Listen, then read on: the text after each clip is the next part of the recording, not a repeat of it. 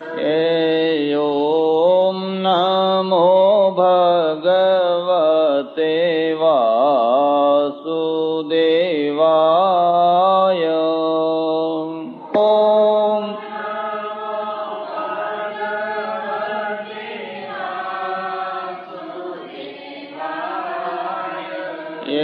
ઓમ નમો ભગવતે વાસુદેવાય.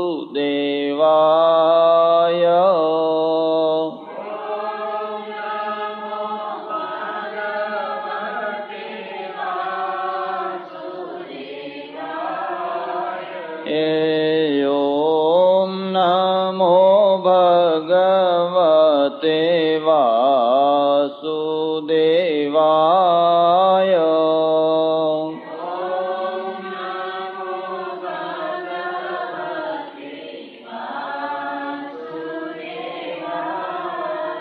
ઉમાપતિ મહાદેવ કી. પાર્વતી પતે હર હર મહાદેવ હર. માતાઓ, બહેનો અને ધર્માભિલાષી સજ્જનો, શ્રી કૃષ્ણ ચરિત્રના પ્રસંગમાં છેલ્લા 3 દિવસથી કૃષ્ણ ચરિત્રને પ્રારંભ કરતા પહેલા એની કંઈક ભૂમિકાનો પ્રસંગ ચાલી રહ્યો છે. આજે ભગવાન શ્રી કૃષ્ણના ચરિત્રનો પ્રારંભ કરવાનો છે, પણ એ ચરિત્રને પ્રારંભ કરીએ એના પહેલા એક બહુ મહત્વની અને મુદ્દાની જરૂરી વાત સમજી લેવાની છે. પહેલા તો શ્રીમદ ભાગવત છે એ પરમહંસોનો ગ્રંથ છે. એટલા માટે જ્યારે જ્યારે કોઈ અધ્યાય પૂરો થાય ત્યારે વ્યાસજી શુકદેવજી ઇતિ પારમહંસ્યામ સંહિતાયામ એવો શબ્દ પ્રયોગ કરે છે. ઇતિ પારમહંસ્યામ સંહિતાયામ, આ પરમહંસોની સંહિતામાં ફલાણા વિષયનો આ આટલામો અધ્યાય પૂરો થયો એમ કે છે. શા માટે આવું કહેતા હશે? ઇતિ પારમહંસ્યામ સંહિતાયામ, આ પરમહંસોની સંહિતા છે એવું શા માટે કે છે? એક કારણ તો એ છે કે આ ગ્રંથ મુમૂર્ષુ એવો જે પરીક્ષિતને સંભળાવવા માટે શુકદેવજી સંભળાવી રહ્યા છે. અને મૃત્યુની સૈયા ઉપર જે માણસ પોઢ્યો હોય અથવા જેનું મૃત્યુ નિશ્ચિત થઈ ચૂક્યું હોય એવા વ્યક્તિને તમે શું સંભળાવો? એવા વ્યક્તિને તમે બહુ ગાન પાન તાન સંભળાવો તો પણ કદાચ એને સારું લાગે નહીં, તો પણ એને ન ગમે. એટલે આ આખો ગ્રંથ એક મુમૂર્ષુ વ્યક્તિને સંભળાવવા માટેનો છે, એક વાત. બીજી વાત છે, પરમહંસ શબ્દનો અર્થ શું થાય છે? વાત સમજવા જેવી છે જરા. અમારે સંન્યાસીઓના 4 પ્રકારો હોય છે. જેને લખવા હોય લખી લેજો. સંન્યાસી છે ને, એ સંન્યાસીના 4 પ્રકારો હોય છે: બહુદક, કુટીચક, હંસ અને પરમહંસ. આ 4 હોય છે. બહુદક, જે ઉદક, જ્યાં જળનો પ્રવાહ હોય એ પ્રવાહના ક્ષેત્રમાં જે વસતા હોય એ બહુદક.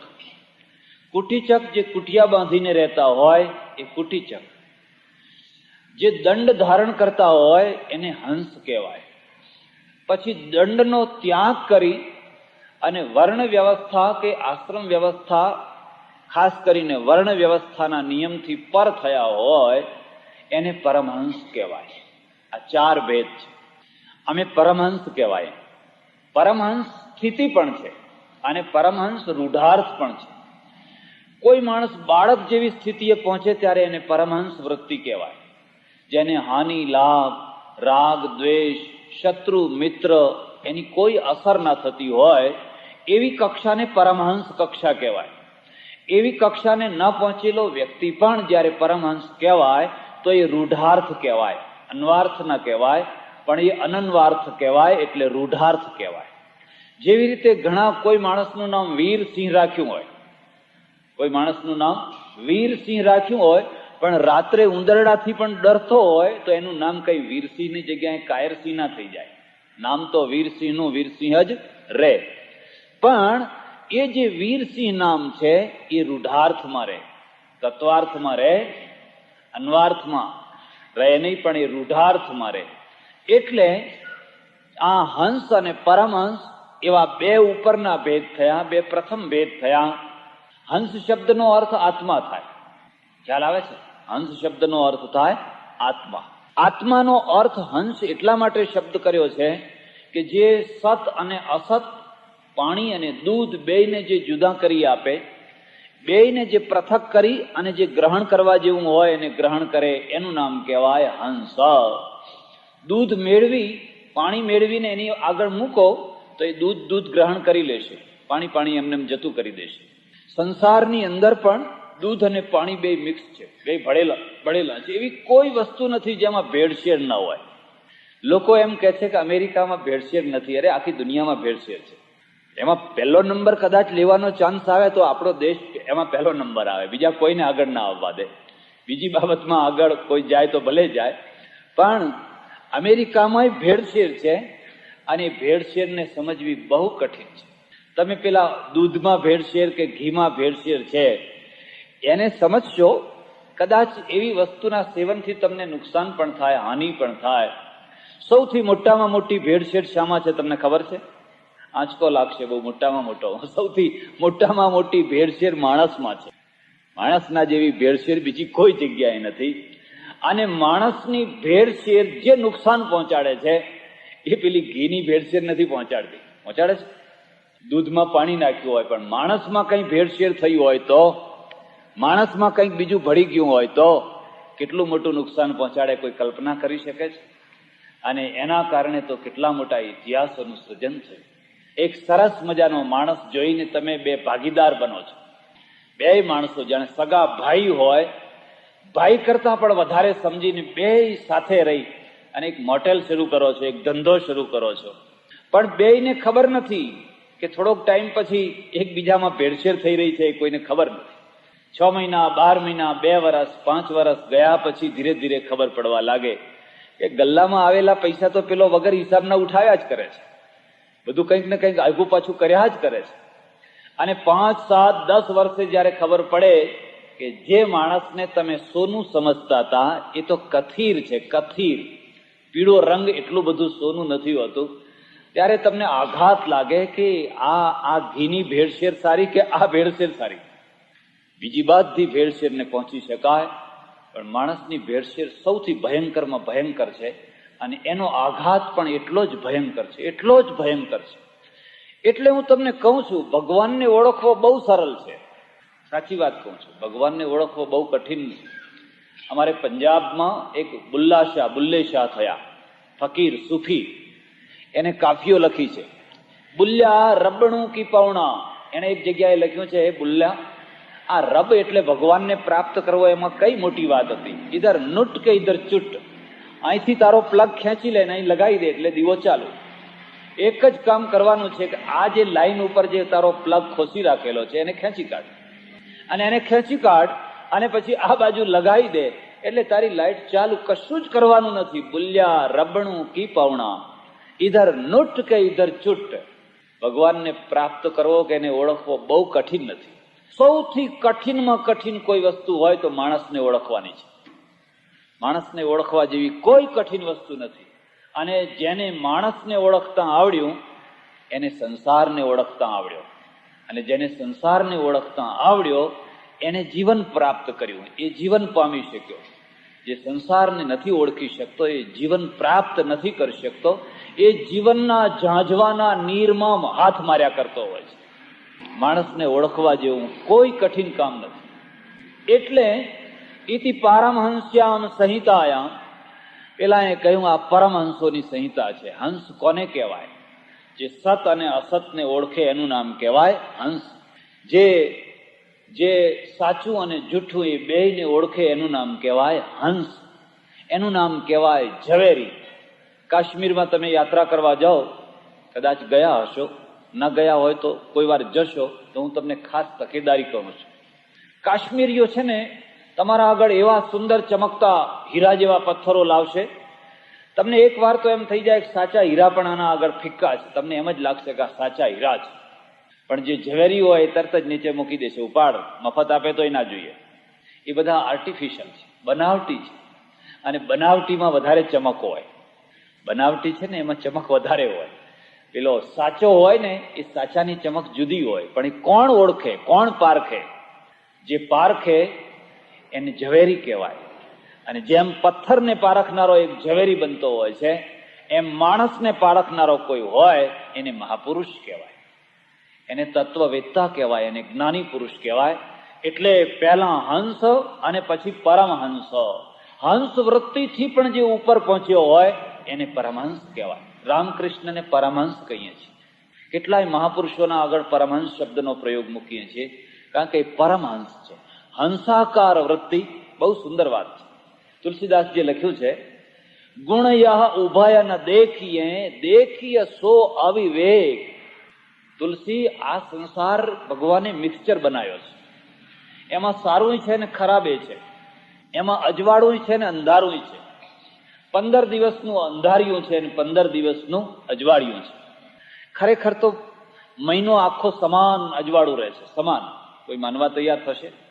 અંધારિયામાં પણ એટલું જ અજવાળું છે અને અજવાળામાં પણ એટલું જ અંધારું છે.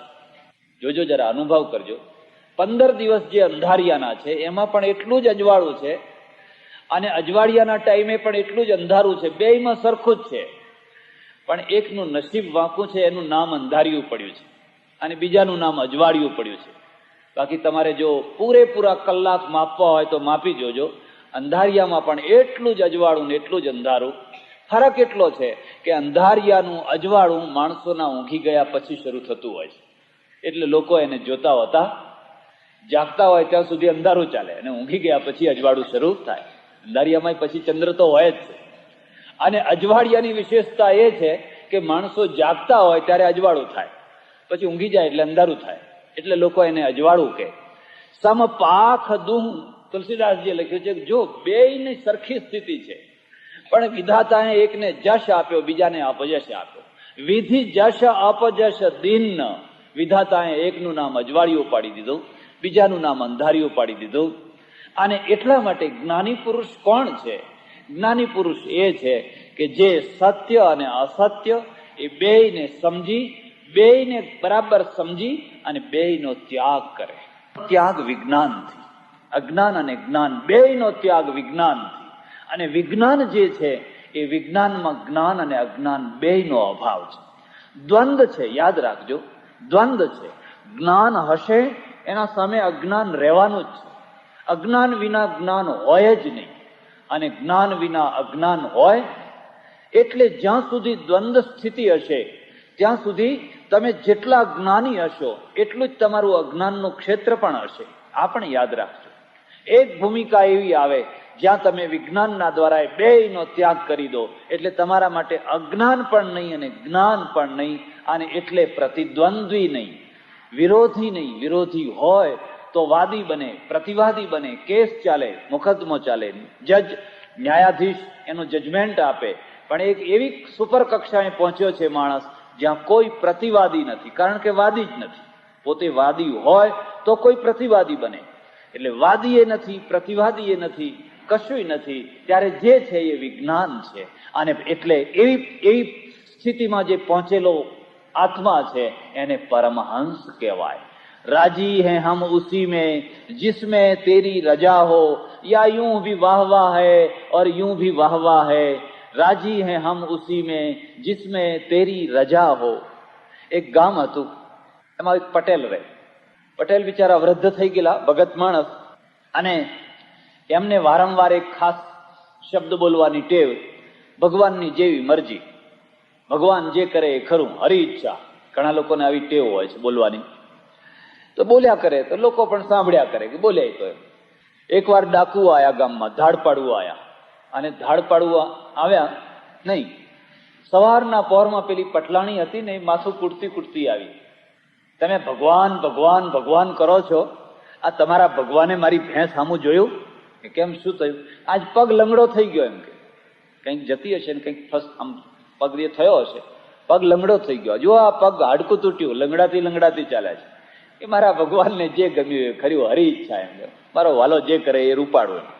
અને પેલી પટલાણી તો લાલ લાલ ગોમ થઈ ગઈ, હરી ઈચ્છા, મારી ભેંસનો પગ તૂટે, એમાંય તમારો વાલો સારું જ કરે, એમ ને, એમાંય તમને સારું દેખાય છે. કે તને ના દેખાતો હોય તો હું થોડું કહું છું, પણ મને તો એમ લાગે છે કે એના કરવામાં કશી ભૂલ હોય નહીં. એટલે એક તો ભેંસના તૂટેલા પગનું દુઃખ હતું, એક આ ઘરમાં માણસ એવું મળ્યું છે કે હરી ઈચ્છા નરસિંહ મહેતા જેવું એવું જ કર્યા કરે છે. એક આ બીજું દુઃખ છે પાછું. બપોરે ધાડ પાડવું આયા, આખા ગામને લૂંટ્યું, આખા ગામની ભેંસો ભેગી કરીને હાકી ગયા. આ ભેંસ નહીં લીધી, પણ લંગડી હતી એટલે છોડી દીધી. ચાલતી નથી ને, લંગડાતી હતી ને એટલે છોડી દીધી. બાકી બધી ભેંસોને લઈ ગયા. અને જયારે બધી ભેંસોને લઈ ગયા એટલે પેલા એ કહ્યું, જો આ લંગડી થઈ તો રહી, અને જો સાજી હોત તો બધાના ભેગી આ જવાની હતી. એ લંગડી થઈ તો રહી. એમ કે રાજી હે હમ ઉસી में जिसमें तेरी रजा हो, या यूं भी वाह वाह है और यूं भी वाह वाह है. ક્યારે આવું થાય? જ્યારે પરમહંસની સ્થિતિ આવે, જ્યારે એને દ્વંદ્વનો ત્યાગ કર્યો હોય, જ્યારે એ દ્વંદાત્મક જે જગત છે, ભૂમિકા છે, ભૂમિકાનો ત્યાગ કર્યો હોય, એવી પરિસ્થિતિએ જ્યારે જીવાત્મા પહોંચ્યો હોય ત્યારે આપણા શાસ્ત્રો એને પરમહંસ કહે છે. એટલે ભાગવતનો અધ્યાય જ્યારે પૂરો થાય ત્યારે લખે છે, ઇતિ પારમહંસ્યામ સંહિતાયામ. આ પરમહંસોની સંહિતા છે. આ કોઈ નોવેલ નથી, આ કોઈ સામાન્ય માણસો માટેનો કોઈ ગ્રંથ નથી કે લાવો બેઠા બેઠા વાંચી જઈએ. આટલી ભૂમિકા જો તમે યાદ રાખશો તો તમે કૃષ્ણ ચરિત્રને સમજવા માટેની એક આધાર તૈયાર કરી શક્યા હશો. અને જો આ ભૂમિકા તમને યાદ નહીં રહે તો કદાચ તમે કૃષ્ણ ચરિત્રને નહીં સમજી શકો. એટલે આ એક ખાસ ભૂમિકા યાદ રાખજો કે વ્યાસજીએ સુખદેવના માધ્યમથી પરીક્ષિતને પરમહંસોની કક્ષાની વાત સંભળાવી છે. અને પરમહંસોની કક્ષાની વાત સંભળાવી હોય તો એ લૌકિક વાતો ના હોય, એ માત્ર સંસારિક વાતો ના હોય, એ માત્ર સામાન્ય કક્ષાની સ્થૂલ વાતો ના હોય. એના ગર્ભમાં, એના ઉદરમાં કોઈ એવી રહસ્યની વાતો ભરેલી હોય જેને જો તમે બરાબર ખોળો, ઉખેડો, તપાસ કરો તો જ તમારા હાથમાં આવે. અને એટલા માટે ભાગવતની આ ભૂમિકાને યાદ રાખજો. ચાલો હવે આપણે શ્રી કૃષ્ણ ચરિત્રને પ્રારંભ કરીએ છીએ. સૌથી પહેલા ખુદ ભગવાનની ક્ષમા માગી લો, ગ્રંથની ક્ષમા માગું, ગ્રંથકારની ક્ષમા માગું, અને તમારી પણ ક્ષમા માગું. તદપી તવ ગુણાનામીશ પારમ ન યાતિ. મહિમ્ન સ્તોત્રનો એક શ્લોક છે અને 32મો આ શ્લોક છે. એનો રચનાર છે ને 31મા શ્લોકો સુધી ઘણું વર્ણન કર્યું ભગવાનનું, પુષ્કળ વર્ણન કર્યું, પણ હાર્યો, પાર ના પામ્યો, થાક્યો. અને હાર્યા પછી આ 32મો શ્લોક લખ્યો. એને બે જગ્યાએ હારી જજો. આખી દુનિયા ઉપર વિજય મેળવવો હોય તો મેળવજો, પણ ઓછામાં ઓછી બે જગ્યાએ જે હારશે એ જીતશે, અને બે જગ્યાએ જે જીતશે એ હારી જશે. આખી દુનિયા ઉપર વિજય મેળવવો હોય તો મેળવજો, બે જગ્યાએ તો જરૂર હારી જજો. એક તો ભગવાનના આગળ હારી જજો. ગર્વ કિયો સોઈ નર હાર્યો, સિયા રામ જીસો ગર્વ કિયો સોઈ નર હાર્યો. લોકગીતમાં છે ને, લોક ભજનમાં, ગર્વ કિયો વનની ચણોઠડી, મુખ કારો કરી ડાર્યો, સિયા રામ જીસો ગર્વ કિયો સોઈ નર હાર્યો. પેલી ચણોઠી છે ને, એ ચણોઠિયા અહંકાર કરે, જો હું કેવી લાલ ઘૂમ જેવી છું. છે મારા જેવું કોઈની લાલી છે મારા જેવી? અરે ભાઈ છે તો બરાબર છે, ભલે રહીએ. પેલા સોનીએ ત્રાજવું ઉપાડ્યું, એક બાજુ સોનું મૂક્યું, બીજી બાજુ ચણોઠીને મૂકી. નહીં જોખવા માટે મૂકે ને, દેશમાં તો ચણોઠીએ જોખે. એક બાજુ સોનું મૂક્યું, બીજી બાજુ ચણોઠીને મૂકી, એટલે પેલી ચણોઠી હતી ને ખડખડાટ હસી. અધૂરા માણસોને જયારે ઘણું મળે ત્યારે છલકાઈ જાય. ઘણા માણસો જે પૂર્ણ માણસો છે એને ઘણું મળે તો એને એ સ્થિતિમાં રહે, જરાય છલકાય નહીં. ખાનદાનીની આ નિશાની આપું તમને. ખાનદાની નિશાની કપડાથી ના કાઢજો, એના ચામડીના રંગથી ખાનદાનીનો નિર્ણય ના કરશો, પણ ખાનદાનીની આટલી જ નિશાની છે કે એને શક્તિની પ્રાપ્તિ થાય તો પછી એ છલકાય છે કે નથી છલકાતો. બસ ના છલકાય એ ખાનદાન, અને છલકાઈ ઉઠે એ ખાનદાન નહીં. પેલી ચણોઠી ખૂબ હસી, ખડખડાટ સોનાને જોઈને. એટલે સોનાએ કહ્યું, કેમ બેન, કેમ હસે છે? એ તો શું તને ખબર ના પડી? જો આપણે બે સરખા, આપણે બે, તું પેલી તરફ ને હું આ તરફ, આપણે બે સરખા. એ સોનાએ કહ્યું કે એમ સાથે બેસવાથી સરખા ના થવાય. એક જ સ્ટેજ ઉપર, એક જ લેવલ ઉપર બેસવાથી સરખા થવાય? એટલું નહીં, નીતિકાર તો એમ કહે છે, પ્રાસાદ શિખર સ્થોપી કાકા કિમ ગરુડાય તે. પેલો કાગડો છે એ જઈને ઊંચા મહેલની ટોચ ઉપર જઈને બેસે તો શું એ ગરુડ થવાનો હતો? પ્રાસાદ શિખરસ્થોપી કાકહ કિમ ગરુડાય તે? નહીં, ઊંચે બેસવાથી કોઈ મોટું ના થઈ જાય અને નીચે બેસવાથી કોઈ નાનું ના થઈ જાય. જો બેસવાના આધારે જ જો મોટા નાનાનો નિર્ણય થતો હોય તો એ તો આંધળો સમાજ છે. અંધે નૈવાંધ લગ્ન વિનિપાતો પદે પદે, એ તો આંધળા લોકોનો સમાજ છે. સોનાએ સમજાયું, બેન ભલે તું એક લેવલ ઉપર હોય પણ હું ને તું સરખા ના કહેવાય. જો મારો ભાવ કહેવાય ને તારો ભાવ કહેવાય. તું તો પૈસાની પાછળ મળતી હશે અને હું તો મારા તો ભાવ તોલે થાય. નહીં એમ કે કશું હું માનું નહીં, આપણે બે સરખા. જો આપણે બે સરખા. બહુ હઠ કરી, બહુ જીદ કરી.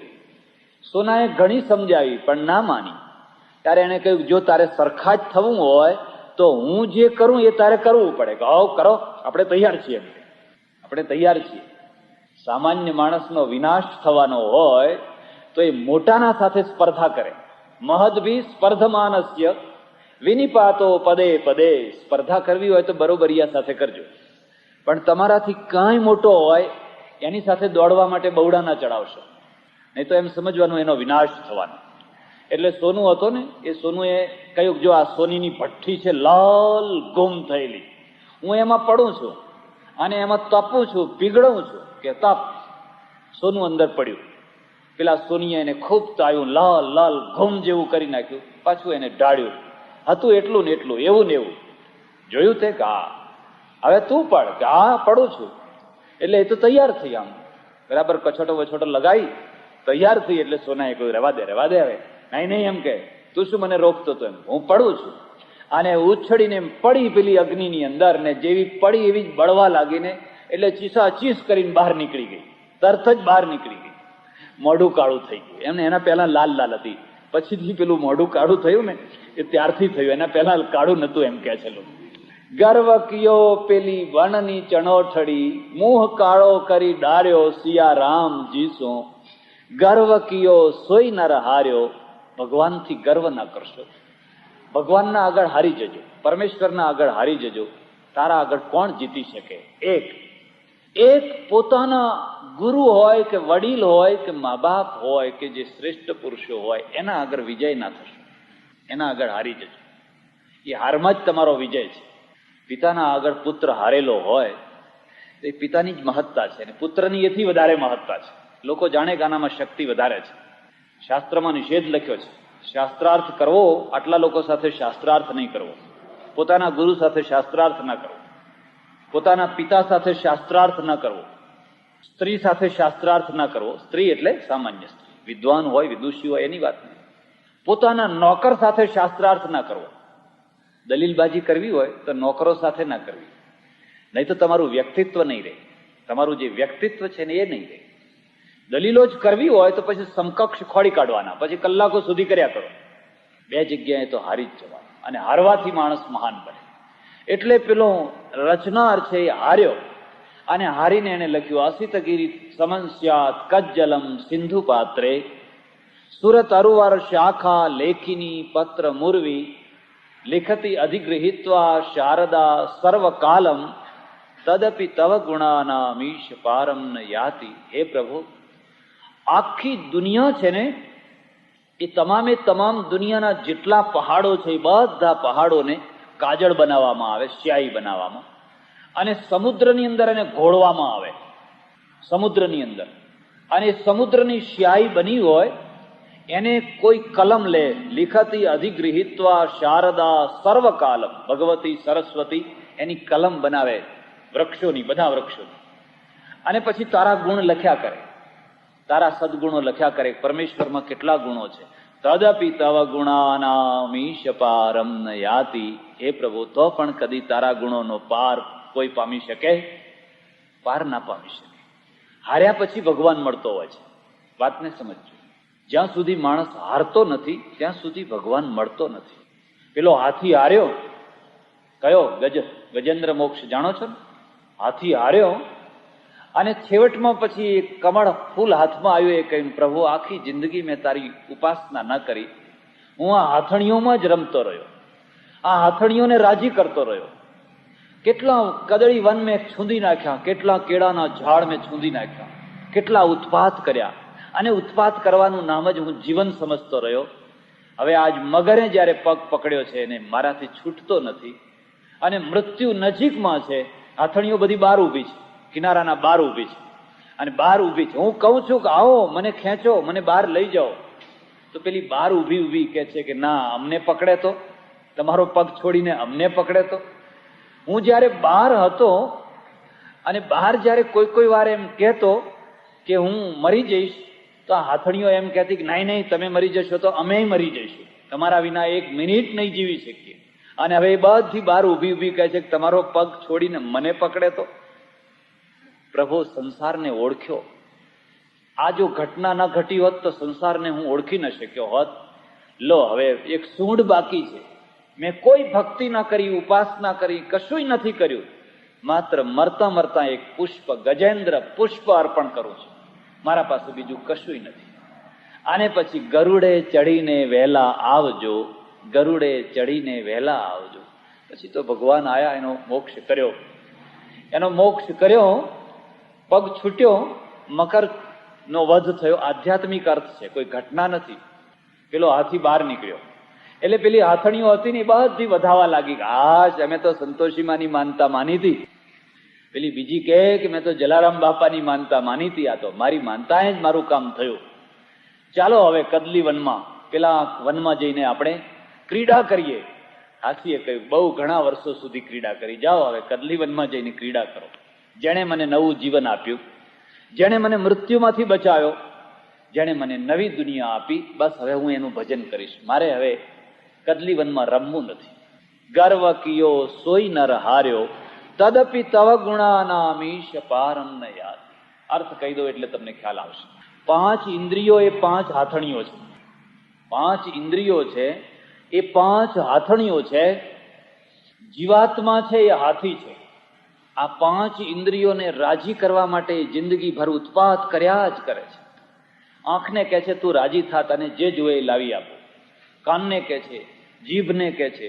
5 ઇન્દ્રિયોને રાજી કરવા માટે આ જીવાત્મા શું નથી કરતો. એક પાપ કરે છે, એક ગુના કામ કરે છે. કોઈ રીતે આ ઇન્દ્રિયોને સુખ મળે. પણ જ્યારે એ પાણીમાં ઊંડો ઉતરે છે, પાણી પીવા જાય છે, નદીમાં પાણી પીવા જવું એ કોઈ પાપ નથી, કોઈ દોષ નથી. પણ એક હદ ઓળંગીને આગળ જાય છે. તમે કિનારે ઊભા પાણી પીવો, કોઈ દિવસ મગર નહીં પકડે. પણ તમને તો હવે કિનારો શું, તમે તો હજુ ઊંડા. અને હવે તો હદ આવી ગઈ, હવે આથી વધારે ઊંડે ન જવાય. અંદર તો કેટલાય મગરો બેઠેલા છે.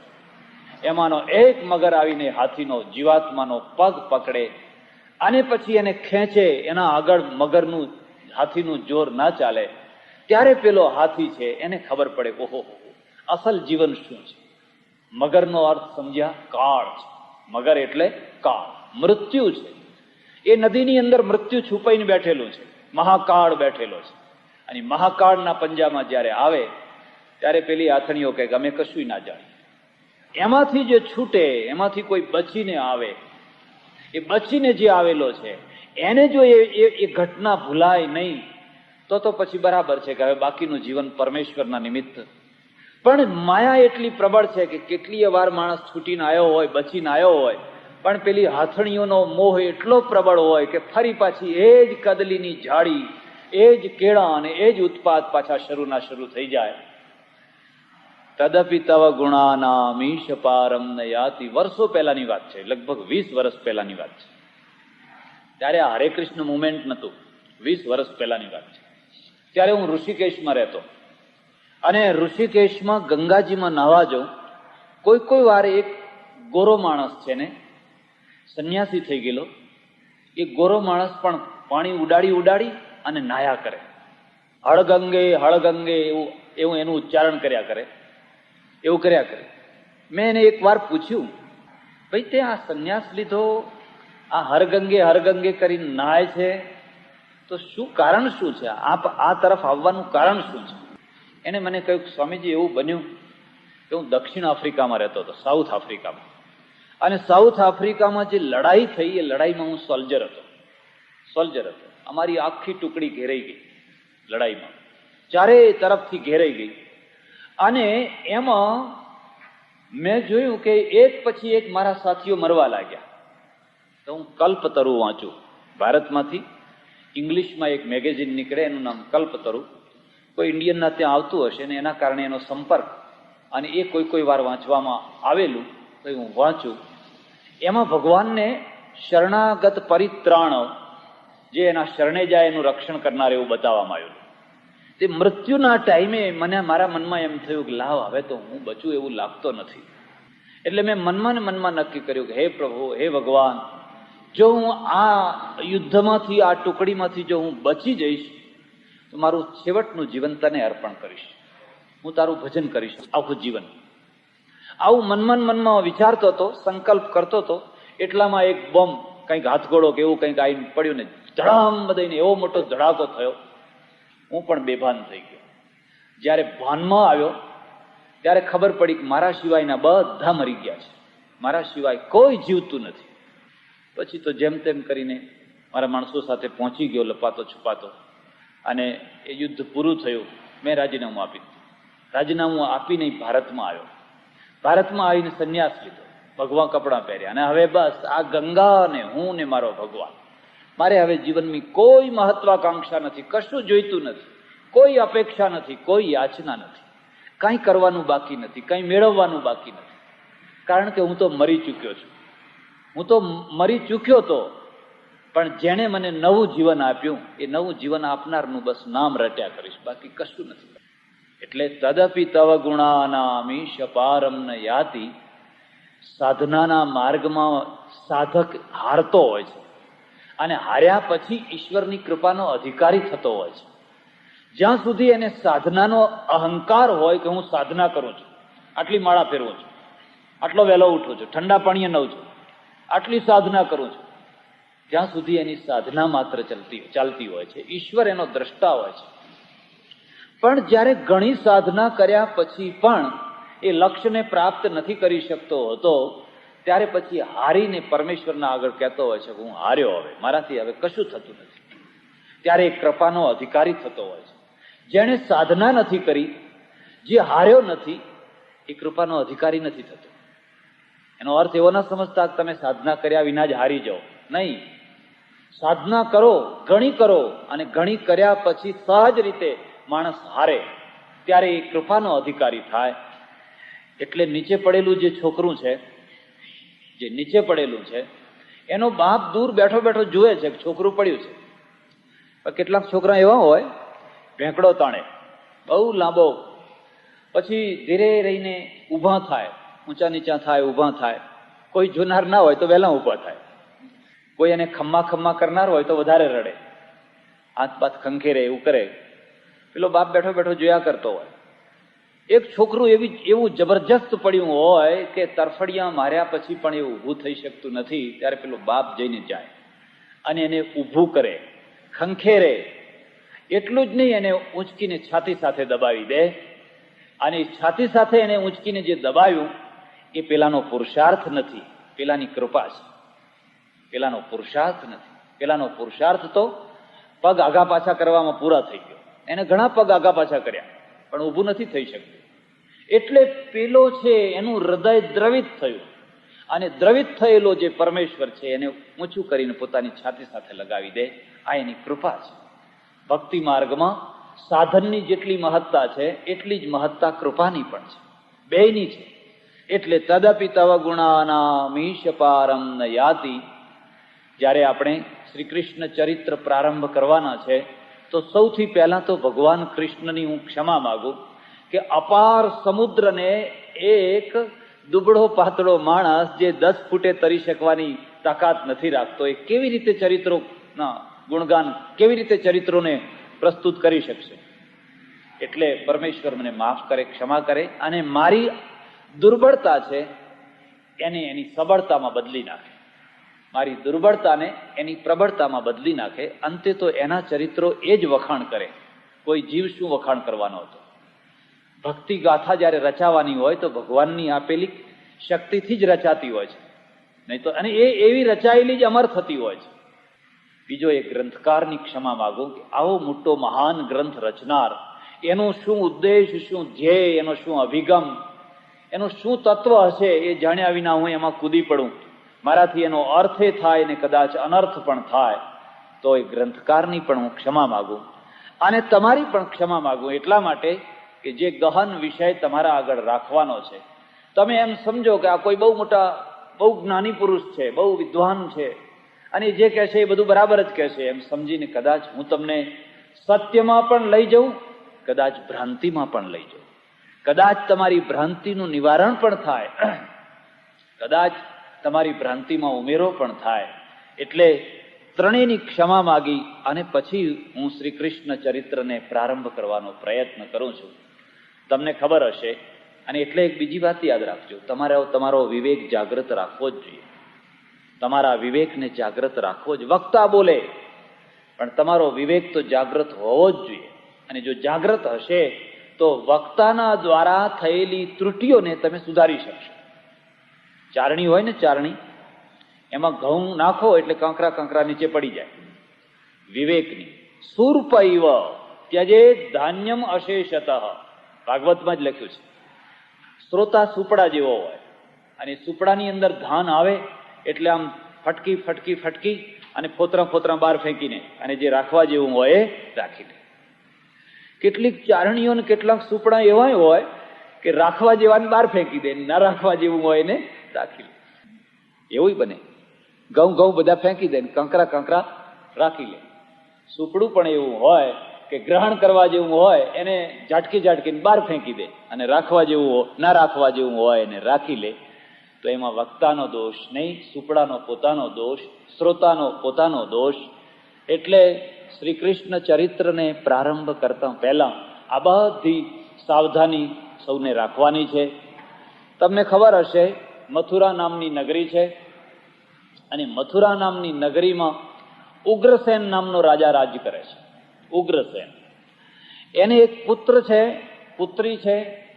પુત્રનું નામ કંસ છે, દીકરીનું નામ દેવકી છે.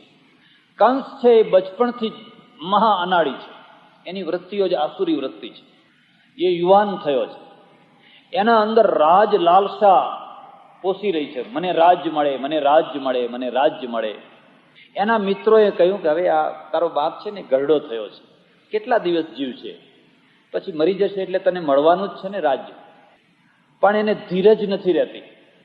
પુત્રાદપી ધન ભાજામ ભીતિ સર્વત્રૈષા વિહિતા નીતિ ભજ ગોવિંદમ ભજ ગોવિંદમ ભજ ગોવિંદમ મૂઢ મતે. આચાર્ય લખે છે, જેને બહુ મિલકત હોય એને એના દીકરાથી પણ ડર લાગે. એનો પોતાનો સગો દીકરો હોય ને એનાથી ડર લાગે, કારણ કે દીકરાનો ડોળો બાપની મિલકત ઉપર હોય કે બાપ ક્યારે મરે ને ક્યારે મારા હાથમાં આવે. બાપ પાછો એવો હોય કે ચાવી આપતો જ ના હોય, એ કમરે જ ખુશી રાખતો હોય, કમરે જ ખુશી રાખતો હોય. અને પેલો છોકરો છે એ એના બધા પ્રયત્નો હોય પેલી ચાવી ખૂંચવવામાં, અને છોકરો બાપ આપતો જ ના હોય. લક્ષ્મીનો મોહ એટલો પ્રબળ છે કે છોકરો કયા દિવસે બાપને ઝેર પીવડાવી દેશે કંઈ કહી ના શકાય. ભાઈ ભાઈને ઝેર આપે, પત્ની પતિને ઝેર આપે, પતિ પત્નીને ઝેર આપે, મિત્ર મિત્રને ઝેર આપે. પુત્રાદપી ધન ભાજામ ભીતિ સર્વત્રૈષા વિહિતા નીતિ. તમે જેટલા શાંતિથી ભોજન કરી શકો છો ને, આ મોટા મોટા જે નેતાઓ અને મોટા રાજાઓ છે ને એટલી શાંતિથી ભોજન નથી કરી શકતા. એમના ભોજનને તો પહેલા ટેસ્ટ કરવું પડે. એક વસ્તુ એમની પાણી પીવાની વસ્તુ હોય એને ફલાણાને કોઈ અમે ઝેર ના નાખી દીધું હોય, એક વસ્તુ ઘટેલી ઘટના તમને કહું છું. બે ભાઈઓ પઠાણો પખ્તુનિસ્તાનમાં રહે, પાકિસ્તાનનો જે ભાગ છે ને પખ્તુનિસ્તાનમાં બે ભાઈઓ, સગા ભાઈઓ રહે. બેકાર, ધંધો ના મળે, નોકરી ના મળે, કંટાળી ગયા, ત્રાસી ગયા. એટલે બે જણા ઊંટ ઉપર બેસી અને થોડે દૂર કઈ શહેર હશે ત્યાં નોકરી કરવા માટે રવાના થયા. 25-30-40 માઇલ દૂર હશે ત્યાં બે ભાઈઓ બેઠા. અને બે ભાઈઓ એટલે કેવા, રામ ને લક્ષ્મણ ની જોડી જોઈ ગઈ. એક ભાઈ બીજા માટે મરવા માટે તૈયાર, એવી જોડી જોઈ ગઈ.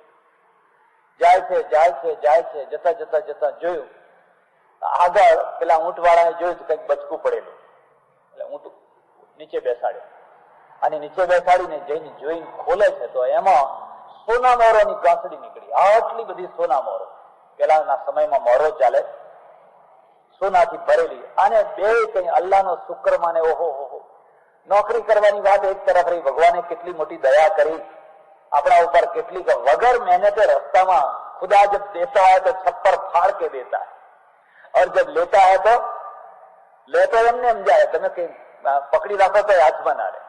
બે રાજી રાજી થઈ ગયા, ખુશ ખુશ થઈ ગયા. સોના મોરની પેલી ગાંસડી હતી આવડી મોટી પોટકી 5-10 કિલોની, મૂકીને ઊંટને પાછો વાળ્યો. હવે કેમ, હવે શહેરમાં જઈને શું કરવું છે, હવે વળી 2% નોકરી કરીને શું કરવું, પાછો વાળ્યો. અને કાલે મેં તમને કહ્યું હતું ને, પેલા પરીક્ષિતને કહ્યું મને સોનામાં રહેવા દેજે, પેલા કલયુગે માગ્યું હતું ને 3 જગ્યાએ રહેવા દેજે. એટલે આ સોના મોરોમાં પેલો કલયુગ આવ્યો, જેના ખોળામાં એ હતી ને પેલી કોથળી, એના મગજમાં વિચાર આવ્યો કે જો હું એકલો હોત તો આ બધી મને મળો, પણ હવે આ ભાઈ છે એટલે અડધી એને આપવી પડશે, બાકી જો હું એકલો હોત તો આ બધી મને મળવાની હતી. વૃત્તિઓ કેટલી જલ્દીથી બદલતી હોય છે. જે હમણાં ભાઈઓ હતા એ હવે મનમાં પેલો પાછો એવો વિચાર કરે છે. આ તો બહુ જીવતું જાગતું રિફ્લેક્શન છે. અનુભવ કરવો હોય તો કરજો. તમે કોઈને ગાળો દેજો એટલે ત્યાં તમને ગાળો દેવાનો જ છે. તમે બેઠા બેઠા એના માટે સ્વસ્તી, તારું ભલું થાવ, તારું ભલું થાવ, તારું ભલું થાવ, પેલો દુશ્મન પણ તમારા માટે સદબુદ્ધિ આપોઆપ કરતો થઈ જશે. આ તો અનુભવ કરવા જેવી વાત છે. પાછળ બેઠેલાના વિચારો આગળ વાળાને આવ્યા, એટલે આગળ વાળાએ પણ વિચાર કર્યો, કરે આને લાયો, એ નતો આવતો, પણ મેં જ કહ્યું એને 2 જણા નોકરી કરશું, એ નતો આવતો. બાકી જો હું એકલો આવ્યો હોત અને આ બધી મોરો જો મને મળ્યું હોત તો બેના વિચારો બદલ્યા. હવે ભાઈ નથી રહ્યા, અંદરથી ભાઈ દુશ્મન થઈ ગયા છે. આ ગાંસડીએ એક નાનું સરખું શહેર આવ્યું, બે ઉતર્યા, વિચાર કરે ભૂખ બહુ લાગી છે. પેલા નાના ભાઈને કહે છે જા તું જઈને શહેરમાંથી કઈ મીઠાઈ લઈ આવ, અને હું અહીં બેઠો છું, આ મોરનું સાચું છે. પેલો ભાઈ મીઠાઈ લેવા ગયો, અને આના વિચારો એવા બગડવા માંડ્યા. પેલો મીઠાઈનો આટલો મોટો પડીકો લઈને આવી રહ્યો છે, એને જોતા જ આના મનમાં કાળ ઉઠીને આ દુશ્મન મારો, આ દુશ્મન નતો આવતો ને મેં લીધો. એને પાસે જ બંદૂક પડેલી, પઠાણો છે ને બંદૂક સાથે જ રાખે, પાસે જ બંદૂક પડેલી, નિશાન ચડાવીને માર્યો, ગોળી લગાવીને ગબડી પડ્યો, મારી નાખ્યો નાના ભાઈને. હવે બધી મોરો મને મળશે, હવે કોઈ ભાગીદાર ના રહ્યો, હવે કોઈ આમાં ભાગ પડાવનારો ના રહ્યો. એક દિવસ પહેલા જો એ ભાઈ મર્યો હોત તો આ માણસ રડીને મરી ગયો હોત, પણ 1 કલાકમાં એની વૃત્તિઓ કેટલી બદલાઈ ગઈ. પેલી મીઠાઈ હતી એ લઈને ખાધી, કારણ કે ભૂખ્યો હતો, અને થોડીક વારમાં એને ઘેન ચડવા માંડ્યું. થોડીક વારમાં એ ગબડી પડ્યો, કારણ કે પેલો ઝેર ભેળવીને લાવ્યો હતો. પેલો લાવનારો છે ને એ ઝેર ભેળવીને લાવ્યો હતો. એને વિચાર કરેલો કે મીઠાઈમાં ઝેર ભેળવીને અને ખવડાવું એટલે એનો નિકાલ થઈ ગયા. બેયનો નિકાલ થઈ ગયો. મોરોની કોથળી એમને એમ પડી ગઈ. ડાયા માણસોને ખબર પડી. ડાયા માણસોએ એક પાળીઓ ઉભો કર્યો, એક પથ્થર ઉભો કર્યો, એના ઉપર લખ્યું ભાઈઓ હોવ તો અહીં આવીને બોધપાઠ લઈ જજો. 2 ભાઈઓ હોવ, જોજો આ કમાવા નીકળ્યા હતા, જોજો આ 2 રામ લક્ષ્મણ જેવા હતા, પણ સોનાના ટુકડાએ બેની બુદ્ધિ બગાડી. એમાંનો એક ટુકડો ઉપયોગ ના કરી શક્યા, એક મોરનો ઉપયોગ ના કરી શક્યા. પુત્રાદપી ધન ભાજામ ભીતિ સર્વત્રૈષા વિહિતા નીતિ ભજ ગોવિંદમ ભજ ગોવિંદમ ભજ ગોવિંદમ મૂઢ મતે. ઉગ્રસેનનો દીકરો કંસ છે. કંસ જયારે જન્મ્યો ત્યારે ઉગ્રસેને આખા મથુરામાં પેંડા વેચ્યા, આખા મથુરામાં. ઘણા આજે વેચતા હોય છે, આજે ઘણા લોકો વેચતા હોય. બાબો આવ્યો. અરે બાબો તો આવ્યો, પણ એ ઉગ્રસેનના ત્યાં કંસ તો નથી આવ્યો ને, એ તમારા ત્યાં કોઈ કંસ થઈને તો નથી આવ્યો ને. હવે તો ભવિષ્ય બતાવશે, પણ હમણાં તો પેંડા વેચો. આ ગામમાં ખૂટી પડે તો બીજા ગામમાંથી લાવો, બીજા ગામમાંથી ત્રીજા ગામમાંથી લાવો. જેને નથી એ ઝંખી રહ્યા છે, જેને છે એ આનંદ કરી રહ્યા છે, અને જેને એ છોકરા જ કંસ થઈને સામે આવ્યા છે એ કહે છે ભગવાન બીજા જન્મે વાંચ્યો રાખીએ, આવા છોકરા ના આપીશ, બીજા જન્મે અમારે છોકરા નથી જોઈતા.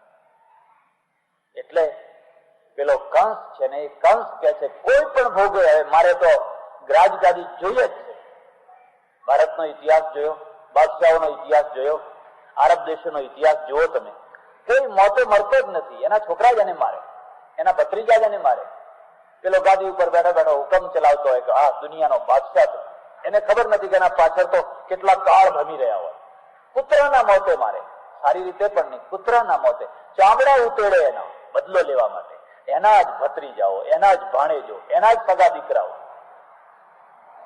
એક દિવસ કંસ છે, એ કંસે એની ગુંડા પાર્ટીની સાથે યોગ કરીને ઉગ્રસેનને પકડીને જેલમાં પૂરી દીધો. મા બાપ બેને જેલમાં પૂરી દીધા અને ગાદી ઉપર બેસે. પ્રજાનો એક નિયમ છે, હંમેશા ઉગતાને નમવું એ પ્રજાનો મોટો વર્ગ એવો હોય, ડૂબતાને કોઈ ના નમે. બધાએ કંસની જય જયકાર કરી. લોકોએ કહ્યું કે હવે જે થાય. અને એને હાહાકાર મચાવવા માંડ્યો ચારે તરફ.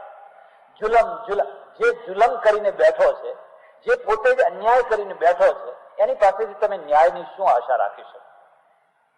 ચારે તરફ હાહાકાર થઈ રહ્યો છે. પણ એને એક બેન છે, એનું નામ દેવકી છે, બંનેનું નામ વસુદેવ છે. આટલો જુલમી હોવા છતાં એને બેન ઉપર બહુ વાલ છે, બેન ઉપર બહુ પ્રેમ છે. એટલે વર્ષે, 2 વર્ષે, 6 મહિને પણ પોતાની બેનને બોલાવે છે. અહીંની સંસ્કૃતિમાં અને ભારતીય સંસ્કૃતિનો ભેદ જોજો. અહીંયા કોઈ ભાઈ કોઈ બેનને બોલાવે છે, પૂછી જોજો. રક્ષાબંધન રાખડી બાંધવા જાય છે કોઈ, બેનના માટે કંઈક આપે છે? કઈ કશું નહીં. બેન બેનના ઠેકાણે, ભાઈ ભાઈના ઠેકાણે. એક ભારત છે, ભારતીય એક સંસ્કૃતિ છે. એક ભાઈ એ બેનની ચિંતા તો કરે છે, એના ભાણેજાની એ ચિંતા કરે છે. એકલી બેનની નહીં, એના ભાણેજાની એ ચિંતા કરે છે. એના ભાણેજા પરણવાના હોય ત્યારે પણ એ મામો થઈને કઈ ને કઈ લઈને જાય છે. એની જવાબદારી છે, સંસ્કૃતિ છે.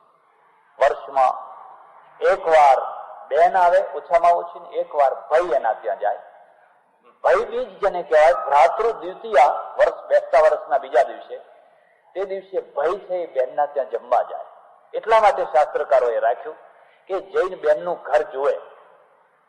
ભાઈને એમ ખબર પડે કે તારા ઘરમાં તો ફ્રીજ છે, મોટરો છે, પંખા છે, એર કન્ડિશનર છે, બધું છે, પણ બેનના ઘરમાં તો જો હાલના કુસ્તી કરે છે. અને ભાઈ જયારે જોવે બેનની દરિદ્રતા, એટલે આપોઆપ જયારે મારા ઘરમાં છે તો એના ઘરમાં કંઈક મોકલે. એક દિવસ બેન પોતે આવે, ભાઈને રાખડી બાંધવા આવે, અને એ રીતે ભાઈ બહેનનો સંબંધ તૂટે નહીં, ચાલુ રહે. એક આપણી સંસ્કૃતિ, એક પદ્ધતિ છે. કંસે બેનને બોલાવી છે. દેવકી ને વસુદેવ બે આવ્યા છે. અને કેટલાય ટાઈમ સુધી કંસની રાજધાનીમાં રહીને ખૂબ આનંદથી અમન ચમન કરતા રહ્યા છે. સારામાં સારું, મારી બેનથી વધારે શું હોય. અને પછી બેનને વિદાય કરવાનો પ્રસંગ આવ્યો. સરસ મજાનો રથ શણગારેલો છે. રથ ઉપર વસુદેવ બેઠા છે, દેવકી બેઠા છે, અને કંસ ઠેઠ ભાગોળે એને વિદાય કરવા આવે છે. કંસની આંખમાં આંસુ છે, દેવકીની આંખમાં પણ આંસુ છે. ભાઈ ને બેન જુદા પડશે. બેન ફરીને જલ્દી આવજે હો, આ તારા ભાઈનું ઘર છે, એમ એકબીજાને કંઈક સંદેશાઓ આપી રહ્યા છે. એટલામાં તો જાણે આકાશમાં કઈ મોટો કડાકો થયો હોય, કડાડા કરીને. વગર વાદળાએ આવો કડાકો, આવો ધડાકો કેવી રીતે થયો? અને કંસે આમ આકાશ સામે જોયું તો આકાશમાંથી એક વાણી આવી રહી છે, દેવી વાણી. કંસ, તારી દેવકી જે બેન છે એનો 8મો ગર્ભ તારો કાળ થશે. એક ધ્યાન દેજો, કાળથી સૌથી વધારે કોણ ડરે? પુણ્યાત્મા ના ડરે. પાપી જેટલો કાળથી ડરે એટલું બીજું કોઈ ના ડરે. અનુભવ કરવો હોય તો કરી લેજો. જેમ જેમ તમારા પુણ્યો વધતા જાય એની એક નિશાની આપો, એમ એમ તમે કાળથી નિર્ભય થતા જાઓ. જેમ જેમ તમારા પાપો વધતા જાય એમ એમ તમે કાળથી વધારે ડરતા જાઓ. સ્ટાલિન છે ને, સ્ટાલિને 20 વર્ષ રાજ કર્યું. એકે દિવસ સભામાં ના આવ્યો, પ્રજામાં એકે દિવસ ના આવ્યો. જોઈ જોજો, ઇતિહાસ જોઈ જોજો. એકે દિવસ પ્રજા વચ્ચે નહીં આવ્યો. એને હુકમ, રૂમમાં બેઠા બેઠા જ હુકમ છોડ્યા કર્યા. પ્રજા વચ્ચે આવવાની હિંમત નહીં, તાકાત નહીં. જેને કરોડોને માર્યા છે, જેને કરોડોને આંસુ પાડ્યા છે, એ માણસ પ્રજા વચ્ચે કેવી રીતે આવી શકે? ગાંધીજીએ કહ્યું મારા માટે કોઈ રક્ષક ના જોઈએ. વલ્લભભાઈએ કહ્યું કે હવે જરા પરિસ્થિતિ બગડવા માંડી છે અને તમારા માટે રક્ષકની જરૂર છે. એને કોઈ ઉપવાસ ઉપર ઉતરીશ જો મારા માટે રક્ષક મૂક્યા. મારો રક્ષક ભગવાન છે. મારે ભગવાન સિવાય કોઈના રક્ષણની જરૂર નથી. તુલના કરો, ડિક્ટેટરો કેવી રીતે જીવતા હોય છે અને કેવી રીતે એ છુપાઈને રાજ કરતા હોય. જેમ જેમ પાપ વધે એમ એમ કાળનો ભય વધે, જેમ જેમ પુણ્ય વધે એમ એમ તમે નિર્ભય થતા જાઓ. મારા એક સજ્જન ઓળખીતા પટેલ, અભણ માણસ, બિલકુલ અભણ, ખેતી કરે, હળ ચલાવે, પણ હળ ચલાવતા ચલાવતા એની વળી ઈચ્છા થઈ લાવો ત્યારે વેપાર કરીએ. એટલે આજથી 40-45 વર્ષ પહેલા વેપારમાં પડ્યા, શરૂઆત કરી. વિસનગર બાજુમાં ગામ, ત્યાં જઈને એક નાની સરખી દુકાન કરી અને પછી આ અભણ માણસે કઈ વેપાર કર્યો. વેપાર 17 પેઢી ઉભી કરી. 17 પેઢી, 17 પેઢીઓ, એક નહીં, બે નહીં, 17 જગ્યાએ 17 દુકાનો હોય. ગંજ બજારની અંદર આમ તેમ ફલાણી ફલાણી એજન્સી ફલાણી 17 પેઢીઓ ઉભી કરી. કુટુંબ જાઓ જલા 54 માણસોનું કુટુંબ એક ચૂલે જમે. 54 માણસો, 4 છોકરા, એના ભાઈના છોકરા, એની વહુઓ, એના છોકરા, 54 માણસો એક રસોડે જમે. તમે શું જમવાના હતા? તમે તો 2 સિંગડા લડ્યા કરો છો. 2 માણસ છે ને તે 2 માણસે સારી રીતે જમી નથી શકતા. 54 માણસો પણ ઘરમાં. આનું નામ પુણ્ય. એકલો પૈસો આવે એનું નામ પુણ્ય નહીં, પણ માણસો બધા સારા ભેગા થાય, ટુકડામાંથી ટુકડો વેચીને ખાય, પણ કોઈ ફરિયાદ ના કરે, કોઈ ઝઘડા ના કરે. અહીં તો લોકો એક એક ચીજ માટે ઝઘડે છે, ચાના પાણી માટે લડે છે. જયારે મરવાના થયા 3 દિવસ પહેલા છોકરાઓને બોલાયા, ભત્રીજાઓને બોલાયા, સારા બેઠેલા. જો બેટા, હવે હું 3જા દિવસે રહેવાનો નથી. યોગીઓ શું મરવાના હતા? કર્મયોગ, અનાસક્તિ, કર્મયોગ. જો બેટા, હવે હું જીવવાનો નથી. 3જા દિવસે આટલા વાગે મારું મૃત્યુ થશે. લોકો હસવા લાગ્યા કે તમે તો બેઠા છો, તમારા નખમાં કોઈ રોગ નથી. નહીં, ભલે પણ તમે હું કહું એ માનો. એમ આવા યોગીઓ મેં જોયેલા છે, મેં જોયા છે. 3જા દિવસે મારું મૃત્યુ થશે. અને જો તમને બધાને એટલા માટે બોલાયા છે કે તમારી પાસે મારે 2 વસ્તુઓ માંગવાની છે. એક વસ્તુ તો મારા મૃત્યુ પછી કોઈ રડશો નહીં. બોલો, શું કામ રડવું પડે? મેં શું નથી કર્યું, મેં શું નથી મેળવ્યું? ભગવાને મને, મારામાં શું આવડત હતી, હું કેટલું ભણેલો હતો. મોટા MA પાસ થયેલા ફૂટપાથ ઉપર બેકાર ફરેલ છે. જો આ નિશાળે નથી જોઈ મેં, અને 17 પેઢીઓ મને ભગવાને આપી. બોલ, મને શું નથી આપ્યું? અને આ લીલી વાળી આટલો મોટો વસ્તાર જોઈ લો. અને એ વસ્તારે પાછો કેવો બધો સુપાત્ર છે, એકે એમાં કુપાત્ર નથી, એકે એક સુપાત્ર છે. અને આ હાથે કેટલું પુણ્ય કર્યું તને ખબર છે? આ હાથ હંમેશા આમ લાંબો થતો જ રહ્યો, જયારે જુઓ ત્યારે. એટલે બધું જ સારું છે. હવે તમારે શું કામ રડવું પડે, મારે શું કામ રડવું પડે? હું તો તૈયાર બેઠો છું. પણ 2 કામ કરવાના તમારે. એક તો મારા પાછળ કોઈએ રડવાનું નહીં, અને બીજું મારી પાછળ ગાડું ભરાય એટલા લાડવા કરજો.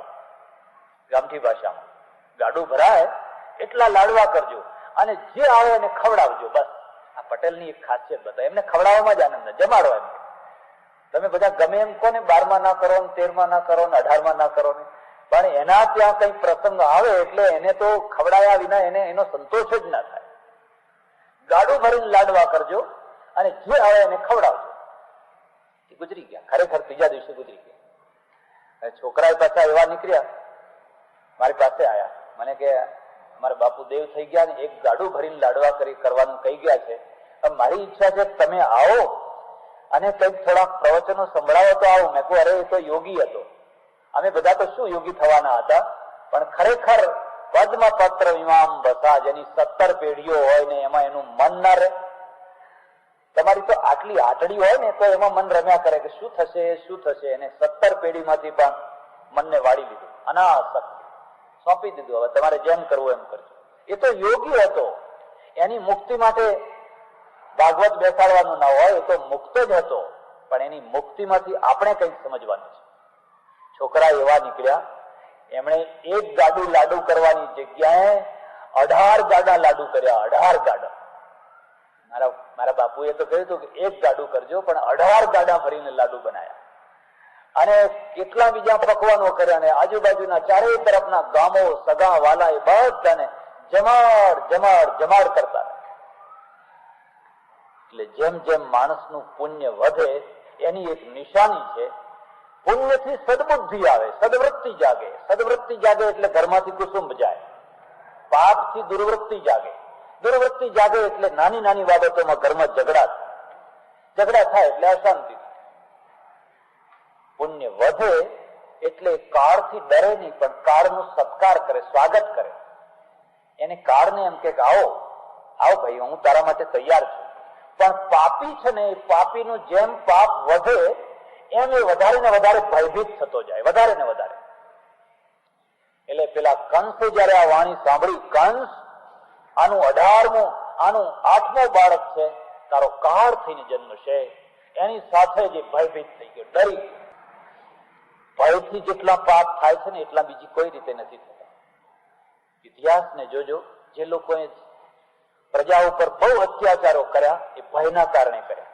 આ મને મારી નાખશે, આ મને મારી નાખશે, જે મને મારી નાખશે એને મારી નાખો, એને મારી નાખો. ભયમાંથી પાપ પેદા થાય છે. પાપમાંથી ભય ને ભયમાંથી પાપ, એ ચક્ર એવું ચાલ્યા કરે. એટલે પછી તો એને મારે જ છૂટકો, એક પછી એક, એક પછી એક, બધાને મારે જ છૂટકો. ચોટલો પકડીને નીચે પછાડી દેવકીને. પેલી દેવકીને જે વિદાય કરતો હતો એ બેન, સગી બેન, એનો ચોટલો પકડીને એને નીચે પછાડી અને તલવાર ઉપાડી. તેમાં પણ પોતાની બેનની હત્યા. ઉપનિષદોમાં એક બહુ સુંદર વાત લખી, આખા જીવનની વાત લખી છે. આત્મનસ્તુ કામાય સર્વમ પ્રિયમ ભવતી, નવારે પતિ કામાય પતિ પ્રિયો ભવતી. આત્મનસ્તુ કામાય પતિ પ્રિયો ભવતી, નવારે પત્યુઃ કામાય પત્ની પત્ન્યા કામાય પત્ની પ્રિયા ભવતી. આત્મનસ્તુ કામાય પત્ની પ્રિયા ભવતી. બહુ લાંબુ લિસ્ટ આપ્યું છે, વાંચજો, જોજો તો ખરા. યાજ્ઞવલ્ક ઋષિ છે. યાજ્ઞવલ્ક દ્વે ભાર્યે, એને 2 સ્ત્રીઓ છે, 2 સ્ત્રીઓ છે. મૈત્રેયી કાત્યાયની ચ.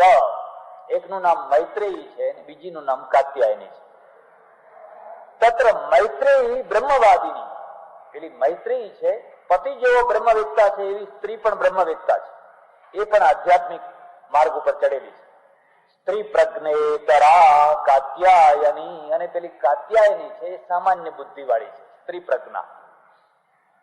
એટલે યાજ્ઞવલ્ક છે એ જયારે ઘરમાંથી નીકળ્યો તો મૈત્રીએ પૂછ્યું કે ક્યાં જાઓ છો? કે છે સંન્યાસ લેવો છે મારે. હવે આખી જિંદગી સુધી રહ્યો, બધું કર્યું, પણ છેલ્લી ઘડીએ તો મારે સંન્યાસ જ લેવો છે. તો સંન્યાસ લેવો છે તો આખી જિંદગી સાથે રહ્યા સુખ દુઃખમાં, મને મૂકીને સંન્યાસ લેવો છે? તમારી સાધનામાં હું કદી બાધક બની છું? તો તમે એકલા એકલા સંન્યાસ લેવા જાઓ છો? જો સંન્યાસ જ લેવો હોય તો મને સાથે લઈ જાઓ. એમ તો મારો વિચાર હતો કે હું આ મિલકત વેચી દઉં, તમે બંને પછી લડો નહીં, એટલે બેયને હું મિલકત વેચીને પછી જાઉં. મારે મિલકત નથી જોઈતી. તમારે કાત્યાયનીને આપવું હોય એટલું આપી દો, મારે એક પૈસો નથી જોઈતો. જુઓ, વિચાર કરો, માણસોની ભૂમિકાનો વિચાર કરો. એક માણસનો દોરો તો એક એક પૈસામાં હોય. એક માણસનો વૃત્તિ એવી હોય કે લઈને ભાઈ જાને, મારે કશું નથી જોઈતું. બેયની વૃત્તિઓ જુઓ. પેલી કાત્યાયની ખબર પડી આ મૈત્રીએ એનો ભાગ જતો કર્યો એટલે તો રાજી રાજી થઈ ગઈ, મારો ભાગ મળ્યો ને એનો ભાગ મળ્યો, આપણે તો બે ભાગ, બસ હવે આનંદથી રહીશું. આ બે ભલે જતા જવા દો, બેને સંન્યાસ લેતા હોય તો ભલે લેવા દો. નવા અને પછી પેલા યાજ્ઞવલ્કે મૈત્રેયીને બેસાડીને કહ્યું, જો મૈત્રેયી, નવા અરે પત્યુઃ કામાય પતિ પ્રિયો ભવતી, આત્મનસ્તુ કામાય પતિ પ્રિયો ભવતી.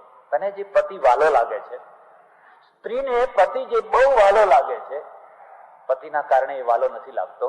પતિમાંથી સુખ મળે છે, એ સુખનું સાધન છે, અને સુખનું સાધન છે એટલે એમાં વાલ થાય છે.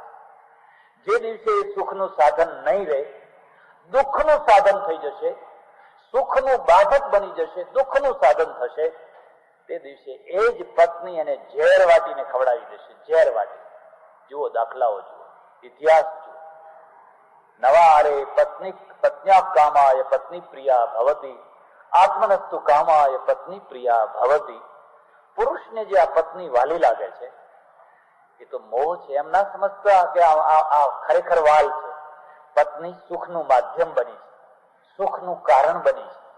જ્યાં સુધી એ સુખ આપશે અથવા જ્યાં સુધી એનું સુખ બીજા સુખ કરતા નીચું નહીં હોય, પતિને એના કરતા વધારે સારું સુખ દેખાવા લાગે અને સારા સુખમાં બાધક બને, ઝેર થઈ જશે, દુઃખનું કારણ થશે, પ્રાયમસ મૂકીને સળગાવી દેશે અને પછી કહે છે કે સ્ટવ કરતા કરતા સળગી ગઈને આવાસ ઉપાડશે, રડવા લાગશે ને કૂટી પાડશે.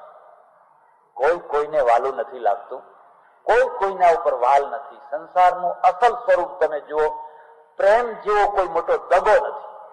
પ્રેમ જેવો કોઈ મોટો દગો નથી. જો તમે એના નીચેના સ્તર ઉપર જઈને જુઓ તો તમને ખ્યાલ આવે. અને એટલા માટે મૈત્રેયી આત્મનસ્તુ કામાય સર્વમ પ્રિયમ ભવતી. આત્મા વારે દ્રષ્ટવ્ય, શ્રોતવ્યો, મંતવ્યો, નિધિધ્યાસિતવ્ય. જો તારે તારા જીવનનું કલ્યાણ કરવું હોય તો વૃત્તિઓને અંદર વાળ અને પરમાત્માના દર્શન કર. પ્રેમ જ કરવો હોય તો કૃષ્ણ ઉપર કર, પ્રેમ જ કરવો હોય તો આત્મા ઉપર કર. આટલી ઠોકરો ખાધા પછી પણ જો તને ભાન ના થતું હોય તો તું દયાને પાત્ર છે. આટલો લાંબો બધો ઇતિહાસ મળે, લાંબો. એટલું જીવનની જે સત્યતા છે, જીવનની જે પરમાર્થ સત્યતા છે, એના આગળ મૂકી દીધી. તું જોતી નથી આ કાત્યાયનીનો ડોળો કેવો ધન ઉપર લાગેલો છે. એને જરાય એમ નથી થતું કે મારો પતિ જાય છે લાવો પાછો વાળું.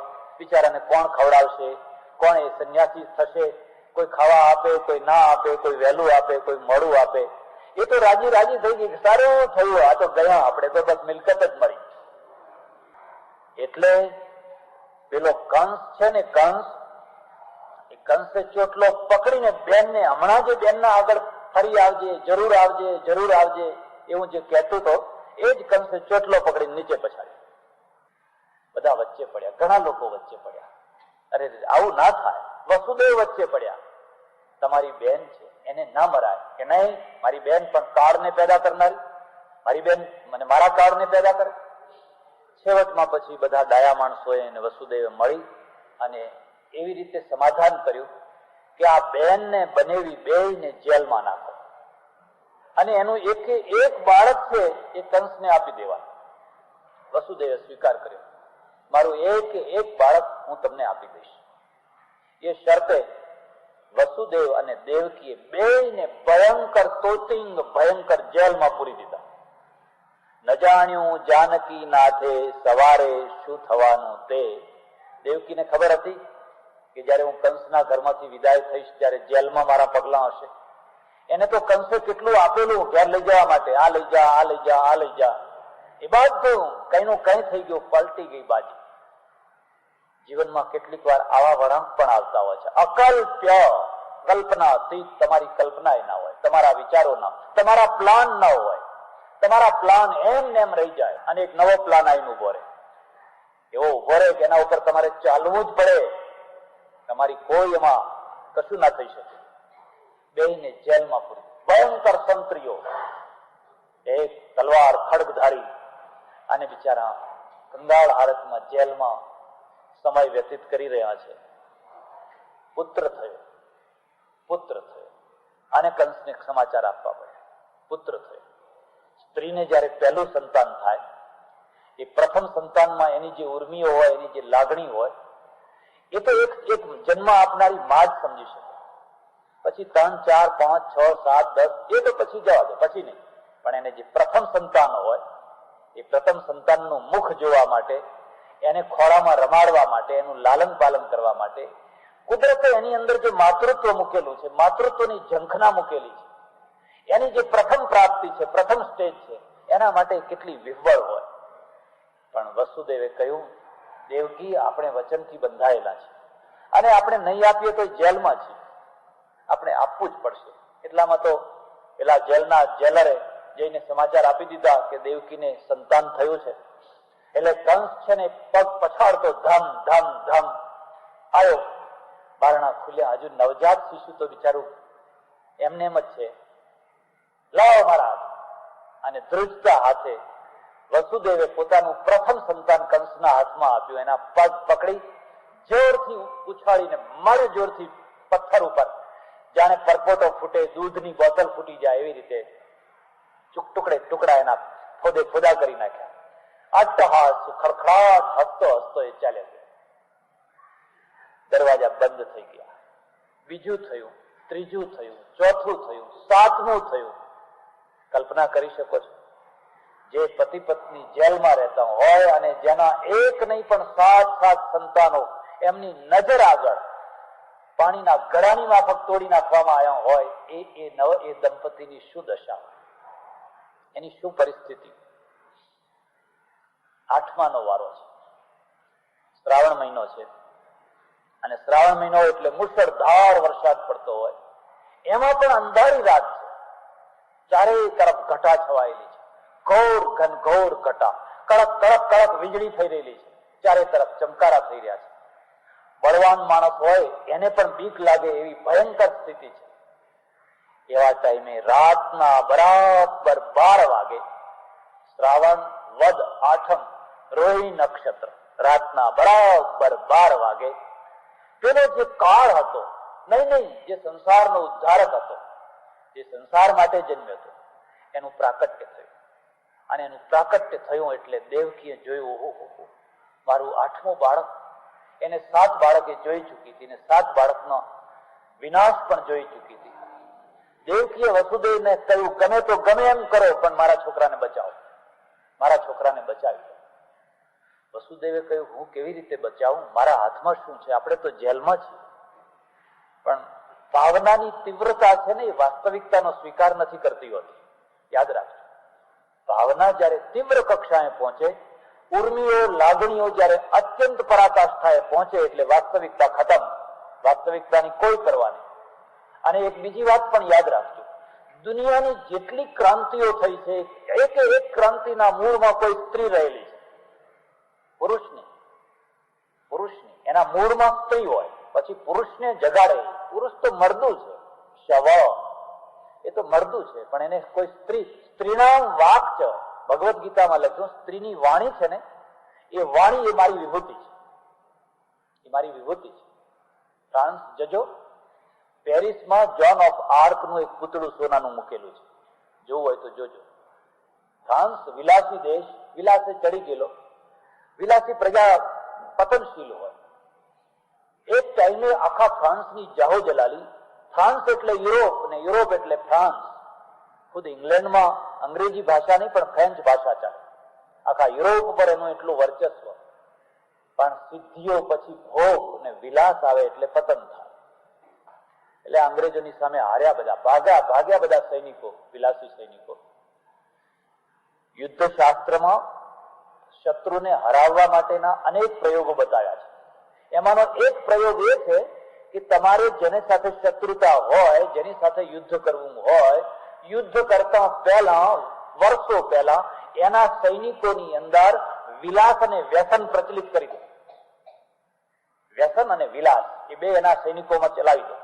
તમારા ખર્ચે તમે એને વિલાસી બનાવો ને એને વ્યસની બનાવો. પછી એ મરદા લડવા આવવાના, પછી શું એ લડવાના હતા. 2 વર્ષ સુધી અમને એ સ્થિતિમાં મૂકી દો. અને આ ફ્રાન્સના સૈનિકો બધા, કાયરો બધા ભાગે ધાડે ધાડા.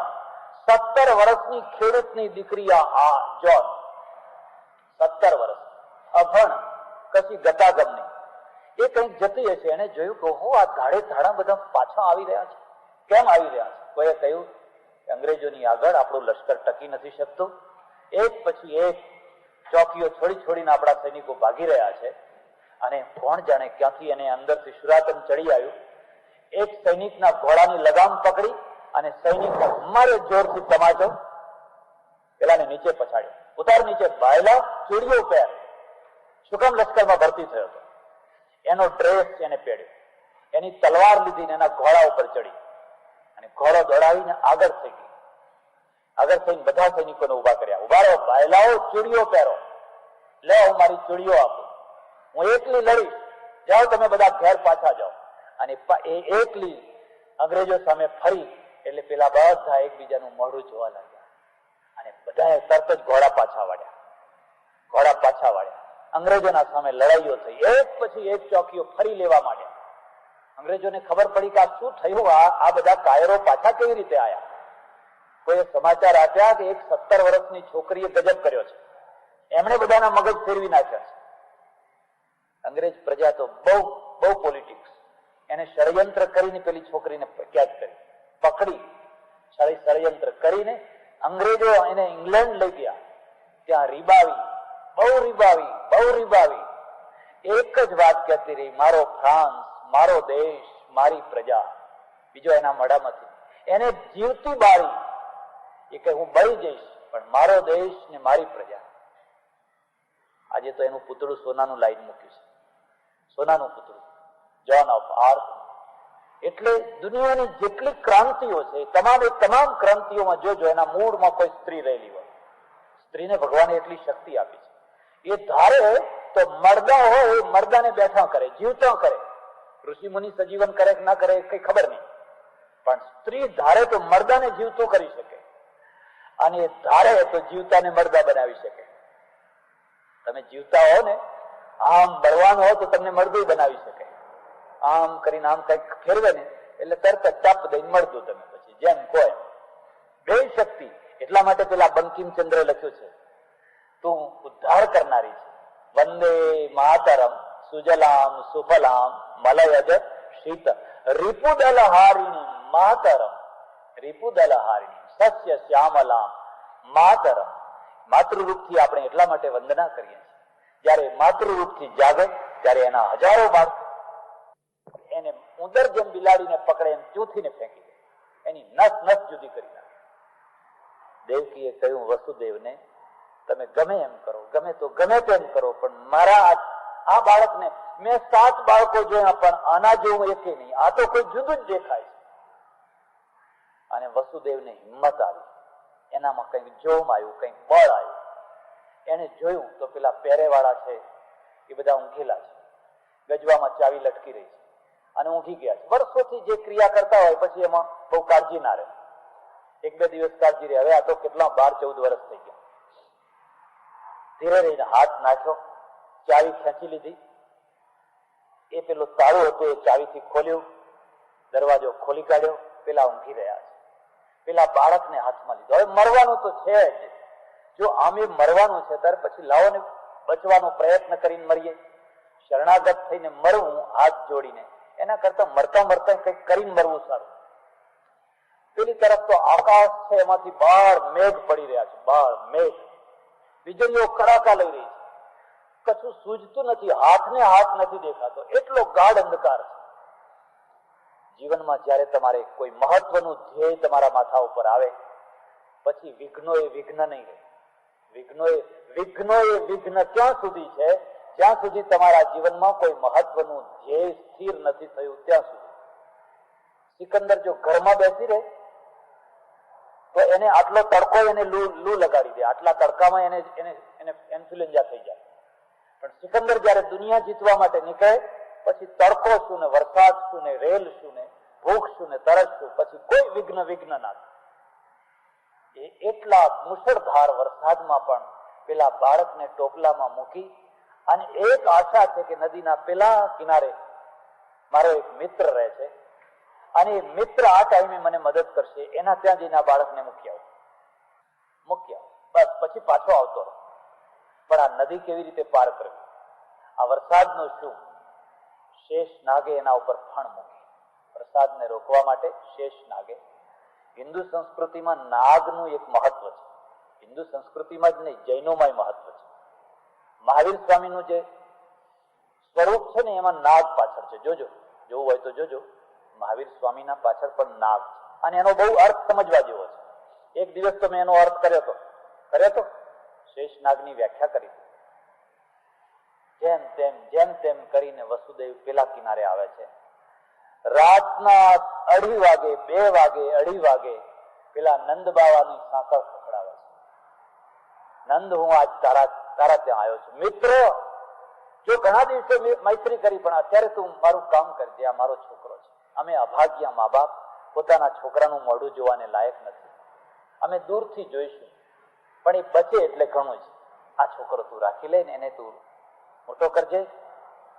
અને કોઈ નવી જન્મેલી બાળકી હોય કે છોકરું હોય મને આપી દો. નંદે કહ્યું કે હમણાં આજે જ એક છોકરી જન્મ થયો છે. એ છોકરીને લઈ અને વસુદેવ જલ્દી પાછા નદી પાર કરીને સામે કિનારે આવી અને બાળકને મૂકી દીધું. પેલા પહેરાવાળા તો ઊંઘ્યા કરે, ગસગસાટ ઊંઘે છે. ફરી પાછું બધું મૂકી, તાળું લગાવી, ચાવી હતી એમને મૂકી દીધી. સવાર થયું, પેલી છોકરી રડારડ કરવા લાગી, ચીસાચીસ કરવા લાગી. સિપાહીઓને ખબર પડી પ્રસૂતિ થઈ ગઈ, બાળક થયું છે. કંસને ખબર આપી બાળક થયું છે. કંસ કે આજ બાળકની મારે પ્રતીક્ષા હતી, આજ બાળકની રાહ જોઈ. પેલા 7 તો ના માર્યા હોત તોય ચાલો, પણ આ બાળકની જ મારે જરૂર હતી. અને કંસ એના અંદર જેટલી ક્રૂરતા હતી એ તમામ ક્રૂરતા ભેગી કરી અને ધમ પછાડા કરતો આવ્યો. દરવાજા ઉઘાડ્યા. દેવકી ને વસુદેવ થર ધ્રુજી રહ્યા. દેવકી કે દયા કરો ભાઈ, મોટા ભાઈ દયા કરો. લાવ, એ જ મારો કાળ, 8મું બાળક, એ જ મારો કાળ. એની જ રાહ જોઈને હું બેઠો.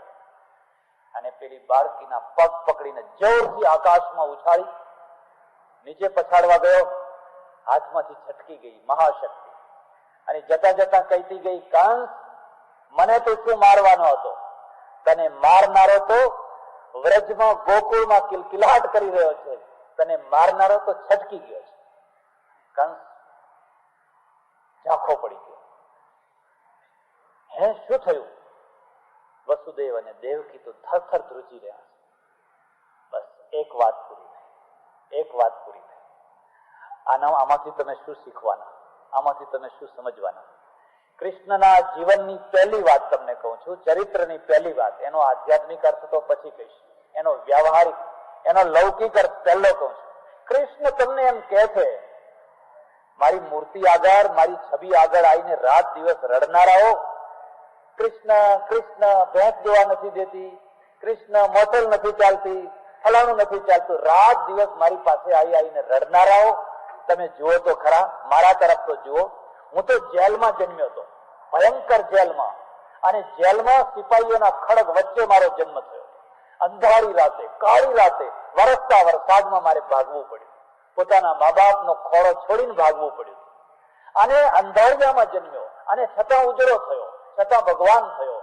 અજવાળિયામાં જન્મીને તો આખી દુનિયા જ ઉજળી થાય, પણ હું તો અંધારિયામાં જન્મ્યો હતો અને છતાંય ઉજળો થયો. અને મારા પાછળ કેટલા દૈત્યો મૂક્યા, કેટલા રાક્ષસો મૂક્યા, અને છતાં હું કૃષ્ણ રહ્યો. મેં જેટલા દુઃખો સહન કર્યા, મેં જેટલા વિઘ્નો સહન કર્યા, એમાંના કોઈ વિઘ્ન તમારી પાસે છે? તમારા ઉપર કયા દુઃખો તૂટી પડ્યા છે? અને છતાંય મારા ફોટા આગળ આવીને રડ્યા જ કરો છો.